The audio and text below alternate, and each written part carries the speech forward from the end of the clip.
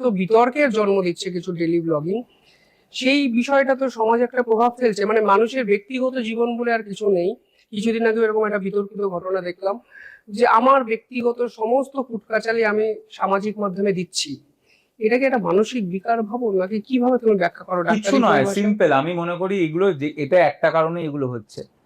Obviously আমি মনে করি এগুলো যারা করছে সব থেকে অশান্তি মনের মধ্যে কিন্তু তাদেরই হয়। তুমি ভাবো, তোমাকে সকালে উঠে রোজ ভাবতে হচ্ছে যে আমাকে আজকে ভিডিও দিতে হবে। এখন তুমি হয়তো খেতে একভাবে, হয়তো তুমি বিছানায় বসে খেয়ে নিতে, কিন্তু তোমাকে আবার ভাবতে হচ্ছে বিছানায় বসে খাবো, তাহলে আবার লোকে, তাহলে তোমাকে আবার পুরো এটা হেডেক নিতে হচ্ছে। এবং তোমাকে রোজ দিনে ওরা কেউ যতই মুখে বলুক আমি ন্যাচারাল, কেউ ন্যাচারাল নয়।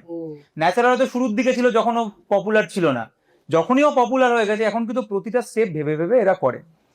আমি মনে করি আমি ওদের জন্য খারাপ লাগে, এই যারা যারা এগুলো করে তাদের প্রচুর কষ্ট, এবং এটা কিন্তু সহজ নয়। তুমি প্রতিদিন সকালে উঠে তোমার লাইফটাকে ক্যামেরার সামনে তুলে ধরছো, এটা করে অ্যাকচুয়ালি মানসিকভাবে তাদের ক্ষতিগ্রস্ত, এবং সেই জন্যই তো এই ইস্যুগুলো হয়। তখন তারা কি 1 মাস 2 মাসে তাদের মধ্যে ট্রমা আসে, তারা তো অ্যাকচুয়ালি কষ্ট হয়, খুব খারাপ লাগে আমার।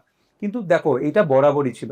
আজকে হঠাৎ করে কেউ ধরো একটা কিছু করলো এবং কিছু টাকা আয় করলো, কিছু ফেম পেলো, কিছু লোক চিনলো, মানুষ অত সহজ না। আজকে আমি যদি আমার ব্যক্তিগত কথা বলি, ডক্টর লুজারে 1 মিলিয়নের উপর ফলোয়ার, 1 মিলিয়ন ফলোয়ারের পরে তুমি আমার দেখবে লাস্ট 2 মাসে হয়তো 4টে ভিডিও।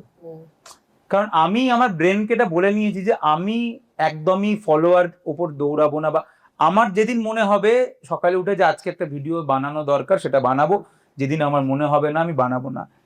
কিন্তু এইটা সবাই করবেই এরকম কোনো ব্যাপার নেই, কারোরই কোনো অসুবিধা নেই, কিন্তু আমার তাদের খারাপ লাগে যারা এগুলো করছে। কারণ তাদের অ্যাকচুয়ালি খুব মানসিকভাবে কিন্তু সবসময় প্রত্যেকদিন ভাবতে হচ্ছে কি করবো আজকে, কি করবো আজকে, কি করবো।